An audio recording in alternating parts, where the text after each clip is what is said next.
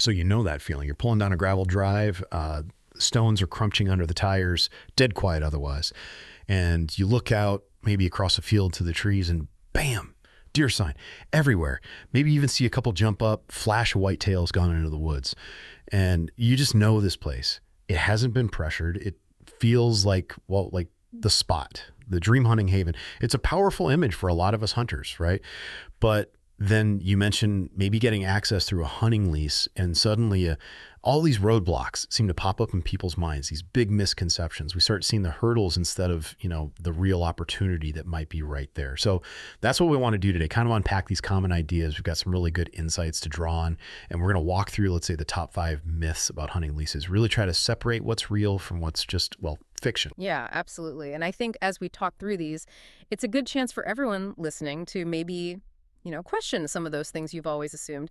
Let's look a bit deeper and figure out what this stuff really means for your hunting future. What doors might open up if we challenge some of those maybe outdated ideas. Exactly. Okay, so let's jump right in with the one I hear probably the most. Myth number 1. Hunting leases are just too expensive for the average hunter. You hear lease, you instantly think big bucks. Oh, yeah. That's a super common reaction. And look, it's true. Costs do rise with demand, with inflation. That's just economics. But the idea that they're automatically out of reach, that's not quite right. Leases are actually still very affordable for a lot of hunters. The real insight here isn't just, they can be cheap. It's more that they kind of democratize access, to good hunting land. What maybe seemed exclusive before is now, genuinely possible for lots of folks, depending on where you are, the region, state, county, how many acres, the quality, all that. You might even find something for under $1,000. Under $1,000. Yeah. Seriously. Yeah. And many leases, they fit right into what you'd call a middle-class American budget, even for just one person. Okay, that definitely reframes the cost barrier. Yeah. And what about teaming up? I know collaboration comes up a lot. How does that play into it? Oh, that's huge. That's where the cost per person can really plummet, and honestly where the strategic value goes way up. You see, most leases allow multiple hunters on the same lease. Right. So yeah, it lowers the individual cost, but maybe more importantly, it lets you access bigger, potentially better properties, stuff that might be too much for one person alone. Like, take Ohio, for instance. Maybe one hunter pays $1,500 for, say, 50 acres. But if 2 hunters go in together, they might get 100 acres for $3,000 total, same cost each, double the land.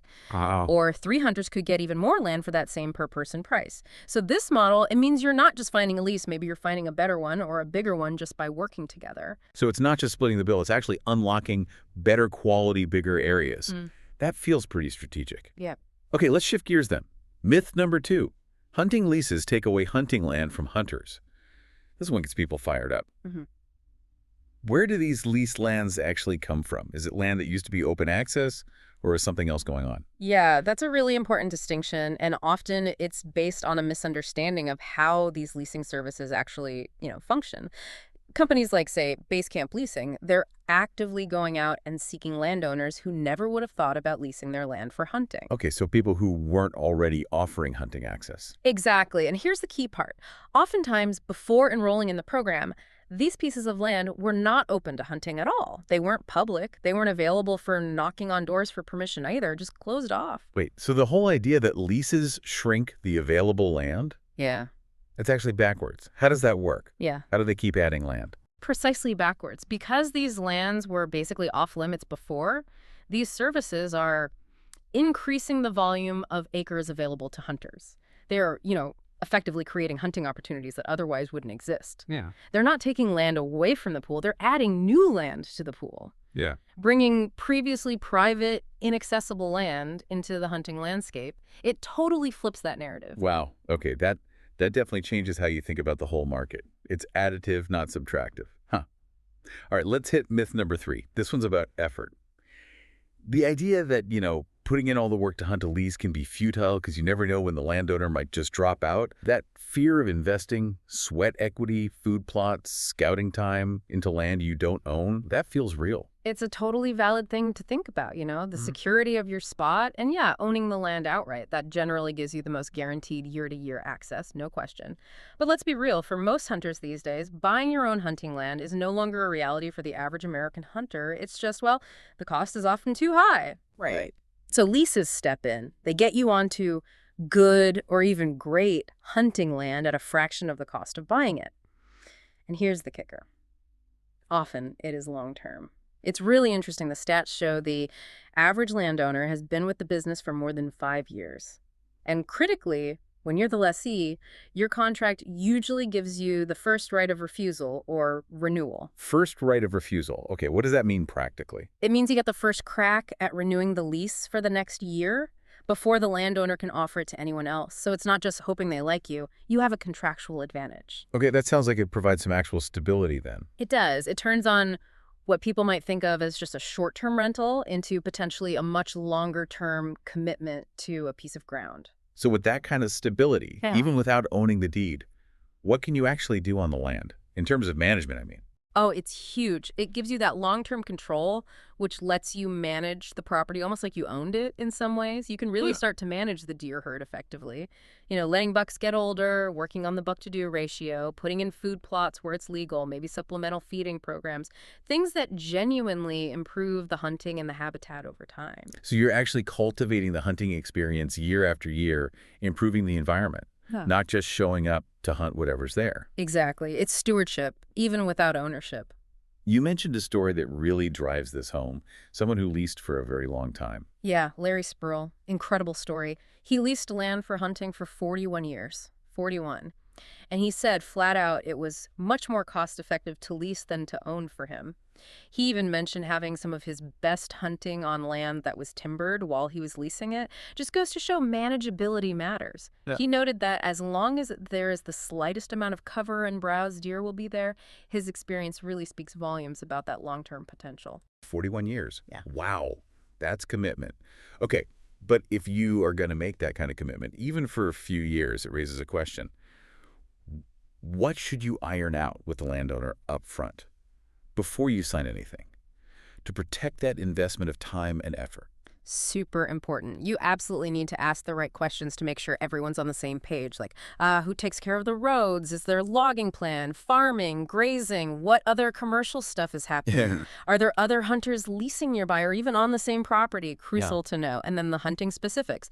How many deer can be harvested? Are there weapon restrictions? And maybe most importantly, what can you do? Can you request improvements? Put in food plots? Can you create new access trails? Put up your own blinds or stands?